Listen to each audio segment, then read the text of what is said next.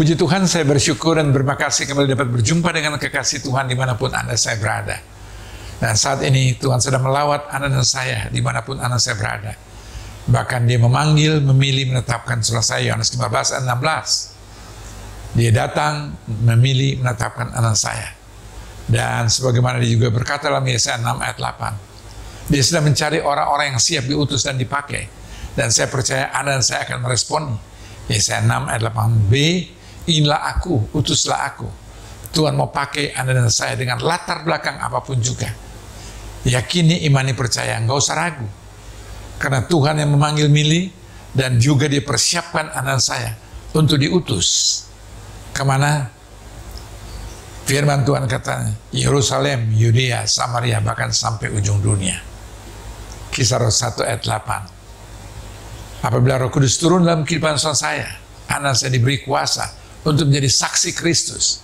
Bahkan Ulangan 28 ayat 18, Dia mendekati hidup seorang saya dan berkata, segala kuasa di surga dan di bumi ada di tanganku.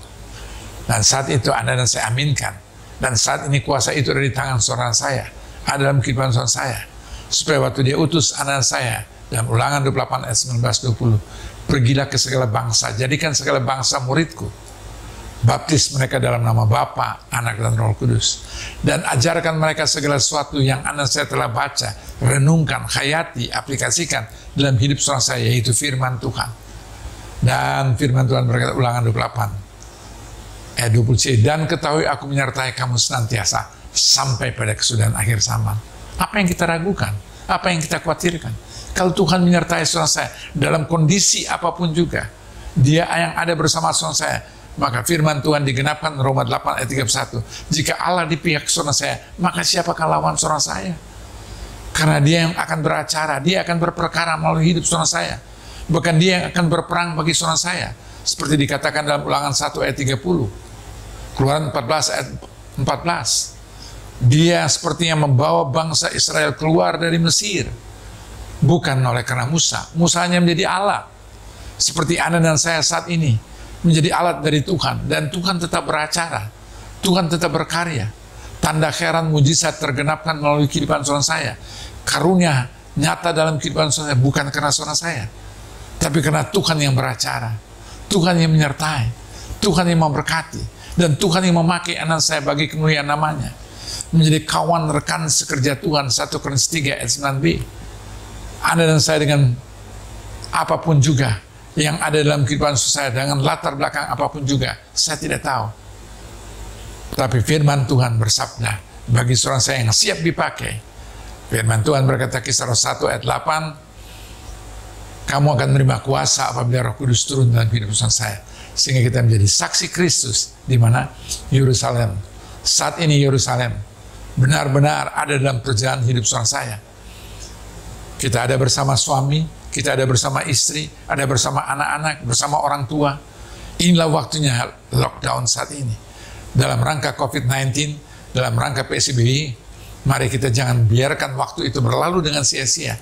Di dalam waktu kondisi seperti saat ini, orang lain mungkin bersungguh-sungguh, tapi Tuhan mau beracara. Tuhan mau kembali merestorasi hidup Anda, keluarga Anda, kehidupan Anda, sehingga hidupmu bukan yang biasa-biasa lagi, tapi menjadi luar biasa. Karena Dia sedang adakan pemulihan dalam kehidupan rumah tangga, dalam masa depan saya, yang Tuhan persiapkan dengan luar biasa, supaya sesudah COVID-19 saat ini berlalu, PSBB saat ini juga sebentar lagi berlalu, Anda dan saya, firman Tuhan bersabda dan berfirman bagi saudara saya, yang baru sudah datang, yaitu Yesus Kristus, Tuhan dan Juru Selamat kehidupan saudara saya.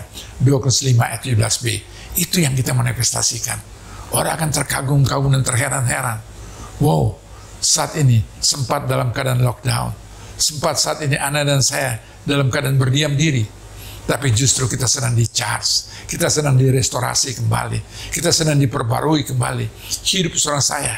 Sehingga hidup Anda dan saya bukan biasa-biasa, tapi menjadi luar biasa. Sehingga firman Tuhan digenapkan. Kolose 3 ayat 23. Apapun yang nanti Anda dan saya lakukan, kerjakan, perbuat. Firman Tuhan kata, Anda dan saya akan lakukan, kerjakan dengan segenap hati, dengan sungguh-sungguh, dan tidak ada motivasi apapun juga. Tapi motivasi seorang saya tidak lain tidak bukan. hanya kepada Dia. Dari Dia, bagi Dia, dan segala hormat, pujian, kemuliaan kita kembalikan bagi Dia. Roma 11 ayat 36. Karena Anda dan saya, Tuhan telah pulihkan kembali hidupmu, keluargamu, usahamu, bisnismu, pekerjaanmu, masa depanmu. Terbuka dengan heran luar biasa ajaib. Karena kita tidak berjalan seorang diri. Dia memegang hidup saudara saya. Sehingga kita tidak perlu ragu untuk hari besok saya. Karena firman Tuhan berkata, Roma 5 ayat 5, pengharapan Anda dan saya tidak mengecewakan. Yakini, imani, percaya, garis bawahi. Pengharapan Anda dan saya tidak mengecewakan. Kenapa? Karena kita andalkan Tuhan. Kita berharap dan bersandar dan percaya pada Tuhan.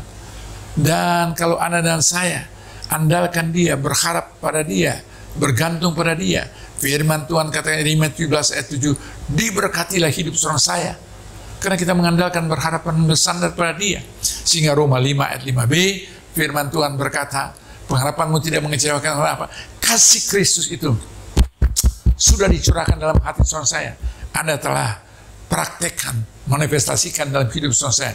Jadi suami yang luar biasa mengasihi istri, mengasihi anak-anak, mengasihi keluarga, mengasihi sesama. Anda dan saya juga telah praktekkan sebagai seorang istri, mengasihi suami, mengasihi anak-anak, mengasihi orang tua, mengasihi sesama, terlebih mengasihi Tuhan.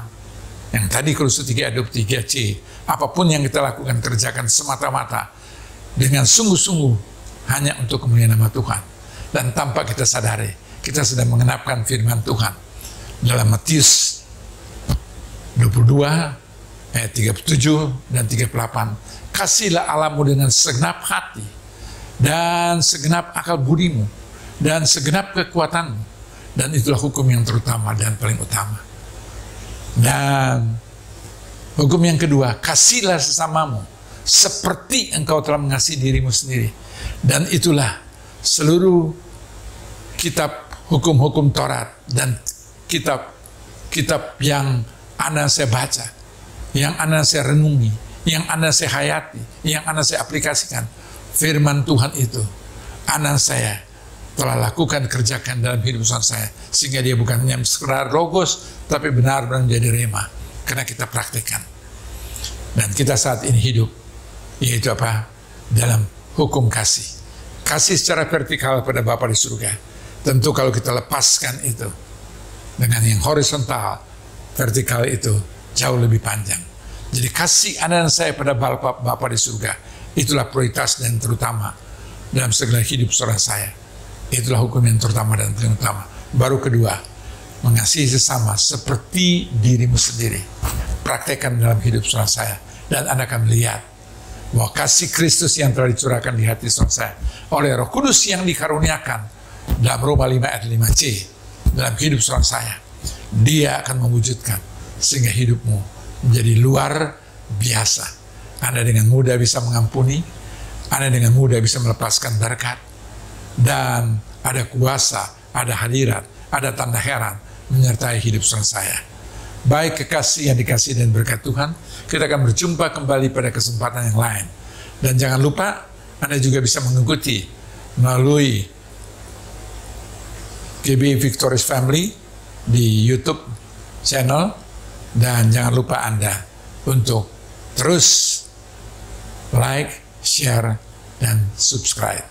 Tuhan Yesus memberkati.